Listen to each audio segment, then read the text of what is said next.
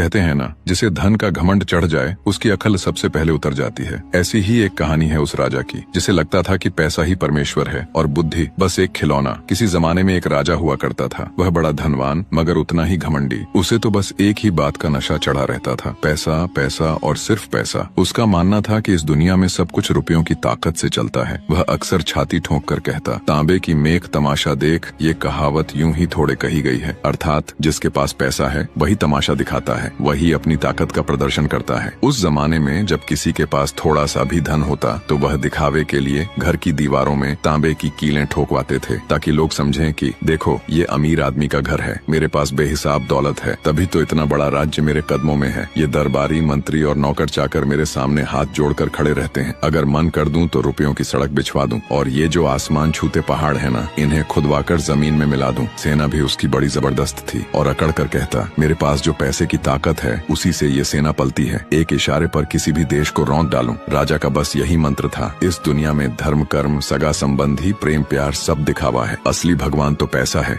परंतु उसकी रानी उससे सर्वथा भिन्न थी। वह धन को तुच्छ और बुद्धि को परम शक्ति मानती थी। वो जानती थी कि राजा धन के नशे में चूर है, मगर दिल में सोचती संसार पैसे से नहीं अक्ल से चलता है। राजमहल के सब कामकाज उसकी समझबूझ से ही संभलते थे, पर राजा के सामने वो सीधे सीधे कुछ कहने से कतराती थी। आखिर पति के घमंड के सामने सच बोलना आग से खेलने जैसा था। एक दिन राजा अपने अहंकार में रानी से पूछ बैठा, रानी सच सच बताओ, इस दुनिया में बड़ी चीज क्या है, पैसा या बुद्धि? रानी कुछ देर सोच में पड़ गई। जानती थी कि राजा को पैसे का बड़ा गुमान है। सच कहेगी तो राजा के क्रोध को आमंत्रित करने जैसा होगा, अगर झूठ बोले तो खुद की आत्मा को ठेस पहुंचेगी। फिर भी वह झिझक कर बोली, महाराज अगर सच्ची राय चाहें तो मैं कहूंगी बुद्धि बड़ी है, क्योंकि बुद्धि हो तो धन खुद चल कर आता है, लेकिन अगर बुद्धि न हो तो भरे खजाने भी लुट जाते हैं और राजपाट चौपट हो जाता है। रानी की ये बात सुनकर राजा तमतमा उठा और क्रोधित होकर बोला, रानी तुम्हें अपनी बुद्धि पर बड़ा घमंड है। अच्छा मैं देखता हूँ तुम्हारी वो बुद्धि बिना पैसे के क्या जलवे दिखाती है। बस फिर क्या था, राजा ने रानी को नगर के बाहर एक साधारण मकान में भिजवा दिया। साथ में 2-4 नौकर तो दे दिए, मगर एक फूटी कौड़ी भी नहीं दी, यहाँ तक कि उसके गहने जेवर तक उतरवा लिए। रानी मन ही मन मुस्कुराई, बोली ठीक है, एक दिन इसी राजा को दिखा दूंगी कि असली ताकत पैसों की नहीं बुद्धि की होती है। नए मकान में पहुंचकर रानी ने बड़ी सूझबूझ से सबसे पहले कुम्हार से 2 ईंटें मंगवाई, उन्हें सफेद कपड़े में लपेटकर ऊपर अपने नाम की मुहर लगा दी। फिर नौकर को बुलाया और कहा, जा